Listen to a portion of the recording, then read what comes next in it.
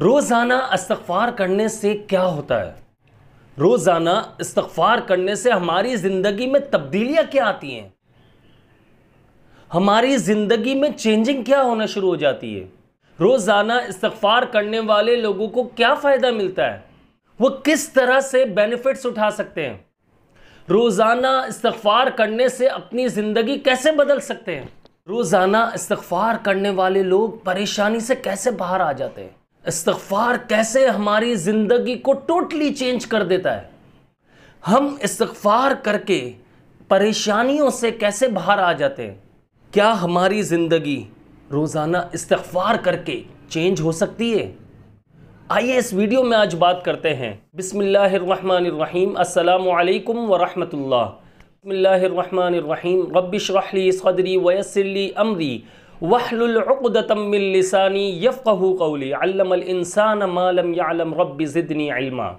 मैं हूं अब्दुल्ला बिन हमीद और आप देख रहे हैं मेरा यूट्यूब चैनल। आज हम बात करेंगे रोज़ाना इस्तिग़फ़ार करने से हमारी ज़िंदगी में क्या तब्दीलियाँ आ जाती है, किस तरह से हमारी ज़िंदगी बदलना शुरू हो जाती है। जो लोग इस्तिग़फ़ार करते हैं, रोज़ाना इस्तिग़फ़ार करते हैं और सच्चे दिल से अल्लाह से माफ़ी मांगते हैं, सच्चे दिल से अल्लाह से तौबा करते हैं, तो उनकी ज़िंदगी में क्या चेंजिंग आना शुरू होती है, ये आज इस वीडियो में हम लोग जानेंगे। भाई देखिए, सबसे पहले ये याद रखिएगा, अगर आप इस्तिग़फ़ार रोज़ाना कर रहे हैं, आपने डेली का मामूल बना लिया है और आप गुनाहों पर शर्मिंदा भी हैं, जो आपसे गुनाह हुए, जो हमसे गुनाह हो रहे उन पर हम शर्मिंदा भी हैं, तो इंशाल्लाह हमारी ज़िंदगी में बहुत तेज़ी से चेंजिंग आना शुरू हो जाएगी। हमारी ज़िंदगी बहुत तेज़ी से बदलने लग जाएगी। जो लोग ऐसा करते हैं उनकी ज़िंदगी बदल चुकी है। मैं ये नहीं कहूँगा कि बदल जाएगी, बदल चुकी है। उनकी ज़िंदगी में एक खुशगवार माहौल आ चुका है। वो बहुत ज़्यादा अपनी ज़िंदगी में पुरसुकून हो चुके हैं। और आपको भी चाहिए, अगर आप इस्तिग़फ़ार नहीं करते तो आप रोज़ाना कम से कम भी 100 मरतबा कम से कम इस्तिग़फ़ार करें। और 100 मरतबा भी कर सकते हैं आप, 300, 500, 700, 900, 1000, 1100 मरतबा भी कर सकते हैं, 1200 मरतबा भी कर सकते हैं। मुझसे ज़्यादातर पूछा जाता है, मैं ये कहता हूँ कि यार 1200 मरतबा कर लो। वैसे देखिए, आप 100 मरतबा कम से कम कर सकते हैं, ठीक है, ये जितनी आसानी हो। लेकिन अगर आप 100 मरतबा भी कर रहे हैं तो ये याद रखिएगा, सच्चे दिल से अल्लाह से माफ़ी मांगनी है। आपका मकसद, मेन मकसद ये होना चाहिए कि मैं बहुत गुनहगार हूँ, मैं शर्मिंदा हूँ, ए अल्लाह मेरे गुनाहों को मुआफ़ फरमा और मेरे लिए आसानियाँ पैदा फरमा। रोना है, गिड़गिड़ाना है। अब 100 मरतबा इस्तिग़फ़ार की अगर हम बात करें तो सबसे पहले मैं आप लोगों को ये बता दूं, हमारे नबी सल्लल्लाहु अलैहि वसल्लम डेली का मामूल था उनका, वो डेली 70 से 100 मरतबा इस्तिग़फ़ार करते थे। हालांकि अल्लाह के नबी, अल्लाह के महबूब, उनसे कोई गुनाह हो सकता है? नहीं हो सकता, पॉसिबल ही नहीं है। लेकिन वो फिर भी डेली रूटीन में उनके शामिल था कि वो इस्तिग़फ़ार करते थे अल्लाह से अपने गुनाहों की बख्शिश तलब करते थे। वो खुद फरमाते हैं कि मेरे दिल पर मैल आ जाता तो मैं रोज़ाना 70 से 100 मरतबा इस्तिग़फ़ार करता। ये मैं अपनी तरफ से नहीं, किताबों में मौजूद है, आप खुद पढ़ सकते हो, बहुत से लोगों को इसके बारे में नॉलेज होगी। तो इस्तिग़फ़ार इतनी पावरफुल चीज़ है, इतना पावरफुल है, आप सोच भी नहीं सकते। आपकी ज़िंदगी पलट जाती है, चेंज हो जाती है बिल्कुल। आज जो आप हो, आज एक काम करो, कैलेंडर पर आप अपने इसको एक टिक कर लो कैलेंडर पर, और उस पर आप रोज़ाना आज से ही आप शुरू कर दो इस्तिग़फ़ार पढ़ना। जब आप अल्लाह से आज से ही माफ़ी मांगना शुरू कर दोगे, अल्लाह से आज से ही अपने गुनाहों की बख्शिश तलब करना शुरू कर दोगे, सच्चे दिल से, रो कर, गिड़गिड़ा कर, जहन में ये मकसद मत रखना कि मुझे 1 करोड़ रुपया चाहिए, 10 करोड़ चाहिए, 20 करोड़ चाहिए। ये नहीं सोचना कि मुझे सिर्फ पैसा चाहिए, सिर्फ अल्लाह ताला से अपने गुनाहों की बख्शिश तलब करनी है। देखो, एक बात याद रखना, आपने सिर्फ अल्लाह ताला से अपने गुनाहों की बख्शिश भी तलब की ना, तो उस पर भी अल्लाह ताला खुद ही रिज़्क़ के दरवाजे खोल देगा। कुरान पाक में मौजूद है। अल्लाह ताला बहुत पसंद करता है इस्तिग़फ़ार करने वाले को। अल्लाह के पसंदीदा बंदों में शामिल होना है तो इस्तिग़फ़ार की कसरत करना शुरू कर दो। देखिए, ये चीज़ ये याद रखिएगा, आज जो हम परेशानियों में मुब्तला हो चुके, तरह तरह की परेशानियां जो इस दौर में जो परेशानी आ रही है, इस वक्त जो हम पर परेशानी आ रही है, अगर आप अपने बुजुर्गों से मालूम करें, यानी कि अपने फादर से, मदर से, अपने दादा वगैरह, दादी, नाना, नानी अगर वो हयात है उनसे मालूम करें, उनके दौर में ये परेशानियां नहीं थी, बड़ा पुरसुकून माहौल था, फितने का दौर नहीं था। आज हर चीज जितनी आसानी हो चुकी, मोबाइल हमारे हाथ में आ चुका है, हमारे ऊपर डिपेंड करता है हम इसको अच्छा इस्तेमाल करें, बुरा इस्तेमाल करें। लेकिन बहुत सारे लोग बुरा इस्तेमाल कर रहे हैं, ये नहीं कह रहा हूं आप लोग बुरा इस्तेमाल कर रहे हैं, आप लोग गलत इस्तेमाल कर रहे हैं, लेकिन बहुत सारे लोग कर रहे हैं। तन्हाई का गुनाह बहुत सारे लोग कर रहे हैं, बहुत सारी गलत चीजें देखी जा रही हैं। और जो इसके अलावा परेशानियां आ रही है हम पर, माँ बाप से बदज़बानी, पहले माँ बाप के सामने आवाज नहीं निकलती थी। मैं वो गुनाह बता रहा हूं आपको जो हम लोगों ने ये सोच लिया तो कोई गुनाह ही नहीं है। माँ बाप के सामने जबान दराजी करना, ऊंची आवाज में बात करना। पहले के बच्चे जो है वो सर झुका लेते थे, माँ बाप गलत भी होते थे तब भी वो कुछ नहीं कहते थे। इसलिए अल्लाह ताला ने फरमाया अपने माँ बाप के सामने उफ भी ना करो, ऊंची आवाज में नहीं बोलना। आपने ऊंची आवाज में बोलोगे गुनहगार हो जाओगे। अगर वो गलत भी है खामोशी से वहां से चले जाओ उठकर, अगर बर्दाश्त से बाहर हो रहा है तो। लेकिन उनके सामने कुछ भी ना बोलो, उन्हें तकलीफ ना पहुंचाओ। याद करो उन्होंने बचपन में जब तुम पैदा हुए उनके हालात कैसे थे। अगर आप मिडिल क्लास से ताल्लुक़ रखते, एक मिसाल के तौर पे बात कर रहा हूं, अगर कोई मिडिल क्लास से ताल्लुक़ रखता है, सोचो एक बार ज़रा इस दिमाग पर जोर डाल के सोचना है हमने कि यार आज मैं देख रहा हूं, मैं जवान हो चुका हूं, मैं 20, 25, 30, 35 साल का हूं, 40 साल का हूं, 45 साल का हूं, आज मैं इतना क्राइसिस में हूं। मैंने बचपन से ये माहौल देखा, मैं पैदा हुआ, मैंने होश संभाला, माँ बाप को परेशान देखा चीज के लिए। लेकिन उन्होंने मुझे, जब मैं पैदा हुआ तो वो चाहते तो मुझे फेंक सकते थे, मुझे छोड़ सकते थे, लेकिन उन्होंने नहीं छोड़ा, उन्होंने मुझे फेंका नहीं, उन्होंने मुझे सीने से लगा कर रखा, अपने हिस्से का निवाला भी मेरे मुंह में डाला है। खुद भूखे सो गए लेकिन मुझे खिलाकर सुलाया, खाने के पैसे नहीं होते थे लेकिन मेरा दूध लाजमी आता था। ये चीजें सोचो, अंदर जो तुम्हारा इंसान है वो जाग जाएगा, मालूम हो जाएगा कि माँ बाप के साथ हम क्या कर रहे हैं, माँ बाप के साथ कितना जुल्म कर रहे हैं।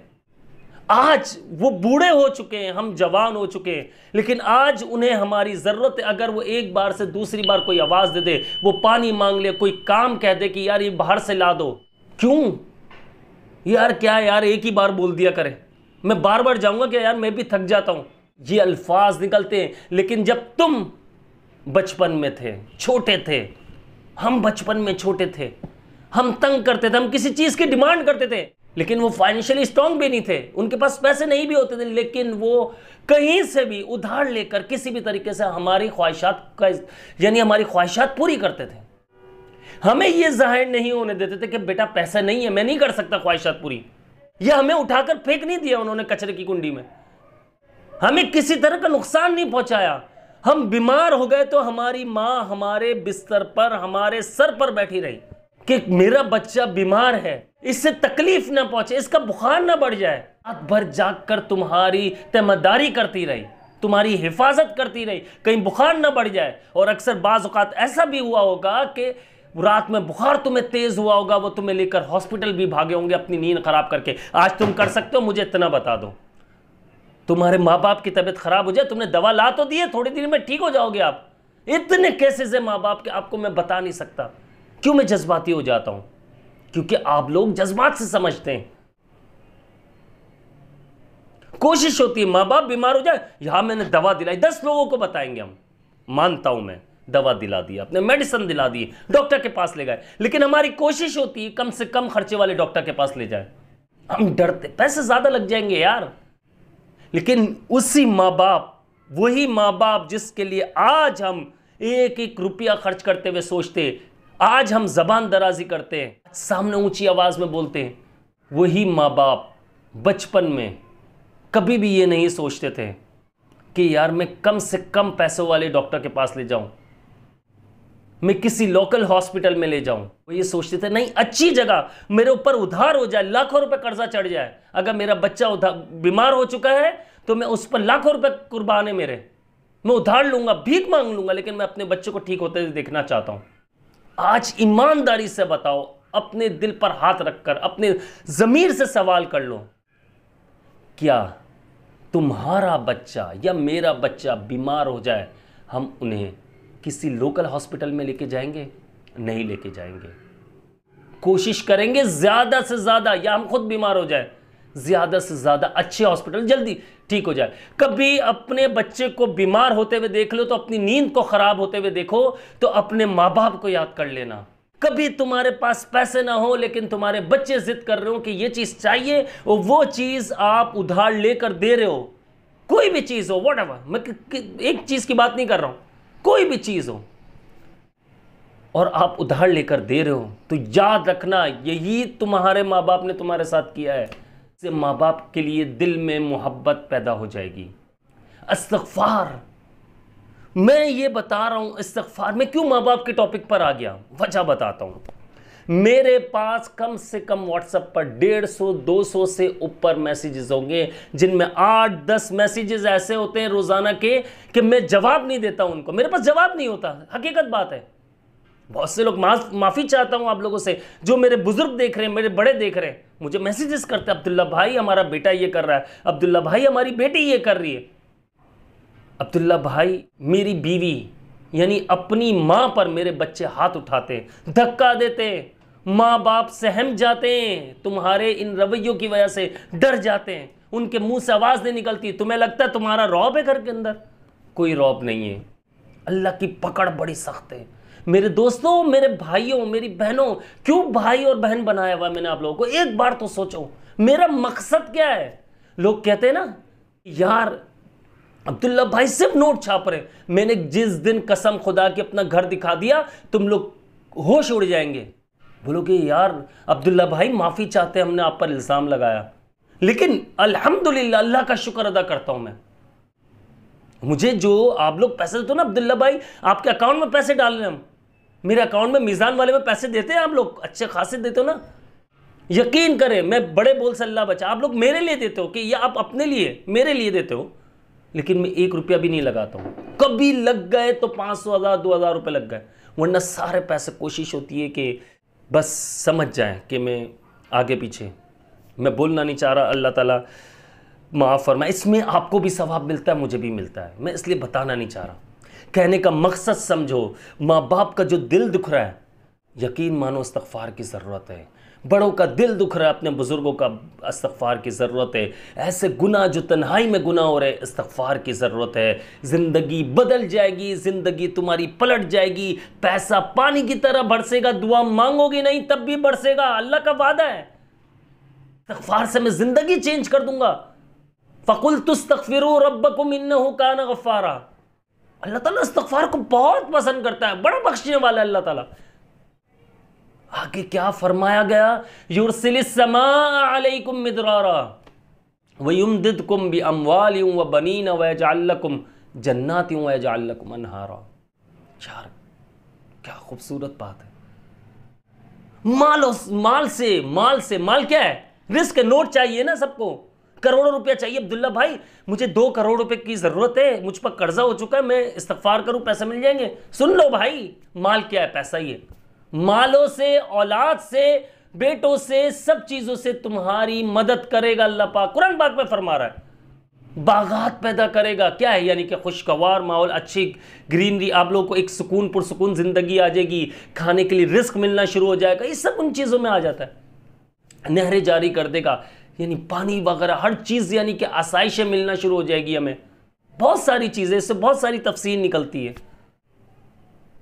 वयरज़ुक़हु मिन हैथु ला यहतसिब, एक जगह और आया वयरज़ुक़हु मिन हैथु ला यहतसिब व मन यतवक्कल अला अल्लाह फहुव हस्बुह, अल्लाह पर तवक्कुल तो करके देख मेरे भाई, जो सोच रहे हो ना करोड़ों चाहिए, अरबों चाहिए, खरबों चाहिए, तुम्हें सब मिल जाएगा, सब मिलेगा, टेंशन नहीं लो, लेकिन ये देखो कि मेरे गुनाह कहां पर हो रहे हैं, ये देखो मैं इस्तिग़फ़ार करो, अल्लाह से रो रो कर माफ़ी मांग लो, बस अल्लाह से रो रो कर इल्तिजा करो, रिक्वेस्ट करो, अल्लाह मैं नादान हूँ, मैं गलती मुझसे अनजाने में भी हुई है, जानबूझकर भी हुई है, मैंने माँ बाप का दिल दुखाया, आज माफ़ी मांग रहा हूँ तुझसे दिल से, और माँ बाप के पैर दबाओ जाकर, फारिग टाइम में माँ बाप के पास बैठो, वैसे ही बैठो, फारिग हो या ना हो, जाकर बैठो, पैर दबाओ, अपने सर पर हाथ रखवाया करो। बाखुदा मैं सच बता रहा हूं, मेरी लाइफ आप लोगों को मालूम होगा, अभी व्लॉग चैनल का मैं आप लोगों को बता रहा हूं कि व्लॉग चैनल भी स्टार्ट होने वाला है इंशाल्लाह। तो मेरी लाइफ बड़ी टफ चल रही होती है, एक ये चैनल, फिर व्लॉग चैनल, फिर एक डॉक्यूमेंट्री चैनल इंशाल्लाह मेरा एक आध महीने में वो भी इरादा है। तो बड़ी टफ चल रही है। लेकिन मैं जब भी अपनी, मेरे वालिद साहब तो हयात नहीं है आप लोगों को, जैसे कि मैंने बताया, अल्लाह पाक उनकी कामिल मग़फ़िरत फरमाए, उनके दर्जात बुलंद फरमाए। मेरी वालदा हयात है, मेरी मदर हयात है माशाल्लाह, अल्लाह पाक इनकी उम्र में, सेहत में बरकत अता फरमाए। मैं उनके पास जाता हूँ, मैं बढ़ाई के लिए नहीं, मैं सिखाने के लिए। क्यों? आपका भाई हूँ, मेरी बहनें भी देख रही है, भाई भी देख रहे हैं, भाई बना हुआ हूँ मैं आप लोगों का, आप लोगों को भी भाई और बहन समझता हूँ। जाता हूँ, लाजमी मेरी आदत है, उनके घर से निकलने से पहले सर पे हाथ ज़रूर रखवाता हूँ। मम्मा सर पे हाथ रखते हैं, मम्मा आपकी तबीयत ठीक है, पैर दबाने लाजमी, जैसे खाना लाजमी है ना हमारे लिए, ऐसे दुआ निकलेगी। वो मुंह से ना बोले, ये नहीं सोचना कि मुंह से नहीं, उनका दिल दुआएं दे रहा होगा तुम्हें। छोटी मोटी अगर तुमसे गलती हो गई होगी तो वो दिल से माफ भी कर चुकी होंगी तुम्हें। ये माँ बाप का रुतबा है। माँ बाप वो अजीम हस्ती है, सोच भी नहीं सकते हो। वो दिल से उन्होंने दुआ दे दी, तुम्हारी जिंदगी बन गई, कसम खुदा की पलट जाएगी जिंदगी। मेरे फादर जो है, मेरे वालिद साहब, मेरे बाबा, मेरे अब्बू, जो कि मैं अब्बू कहता हूँ उनको ज़्यादा था, वो मुझे दुआएं देते थे, मुझसे बड़ा प्यार उनको। अच्छा, वो मुझे कहते थे कि बस ये मेरा बच्चा, ये वाला अब्दुल्ला, बस किसी तरह दीन पर आ जाए, ये चलने लग जाए दीन पर, ये नमाजी बन जाए बस। रोते थे, समझाते थे, लेकिन उस वक्त खोपड़ी में नहीं आती थी। फिर आहिस्ता आहिस्ता आना शुरू हुई, समझ में आना शुरू हुआ, पढ़ना शुरू किया। और आपको एक बात बताता हूं कि उन्होंने बड़े खुश होकर कहा था कि बेटा मुझे रोजाना पढ़कर बख्शवाते रहना। यार मैं ये कहता हूं, माँ बाप अगर ये बात कह रहे हैं, बाप कह रहा है, माँ कह रही, कुछ सोच समझ कर कह रहा है बंदा। क्यों? से पता है कि यार मैं इस औलाद को बोल रहा हूं, अपने इस बेटे को कह रहा हूं, इंशाल्लाह जरूर ऐसा ही करेगा।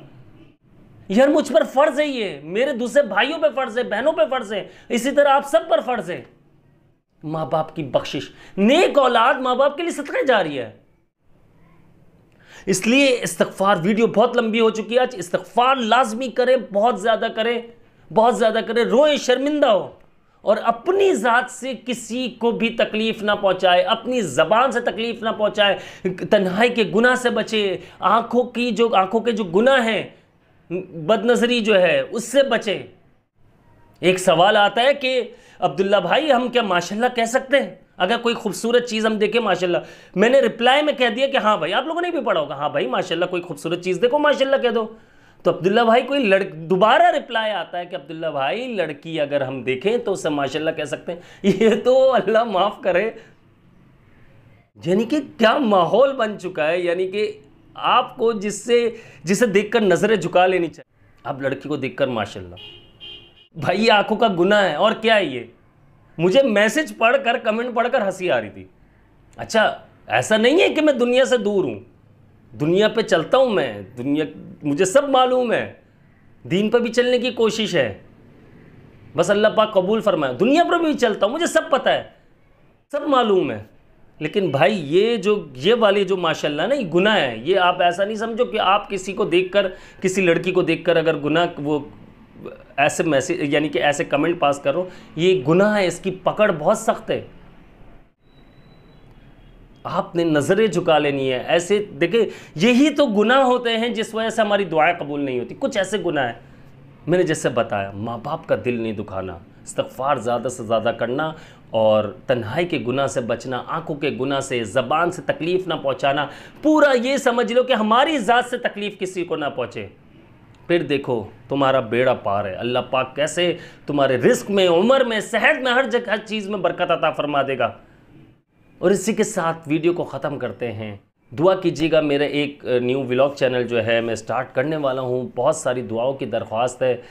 और आप ये भी बताइएगा, इस्लामिक पॉइंट ऑफ व्यू से होगा, कोई फैमिली नहीं आएगी, यानी कि हाँ बच्चे कभी कभी आ जाएंगे, लेकिन ऐसा नहीं है कि मैं लेडीज़ वगैरह आए, ऐसा कुछ भी नहीं, इस्लामिक पॉइंट ऑफ व्यू से होगा। सोशल वर्क होगा उसमें, फूड्स होगा और ट्रैवल होगा इसमें हमारा, यानी ट्रैवलिंग वगैरह भी दिखाई जाएगी, यानी महीने 2 महीने में। तो आप लोग बताइएगा मुझे शुरू करना चाहिए नहीं? वैसे 80% काम कंप्लीट हो चुका है, उम्मीद है अच्छा ही रिप्लाई करेंगे आप लोग, वरना सब पूरी टीम की मेहनत ज़ाया जाएगी। मुझे अपनी ख़ास दुआओं में याद रखिएगा। मैं हूँ आप सबका भाई अब्दुल्ला बिन हमीद। अस्सलामु अलैकुम व रहमतुल्लाह।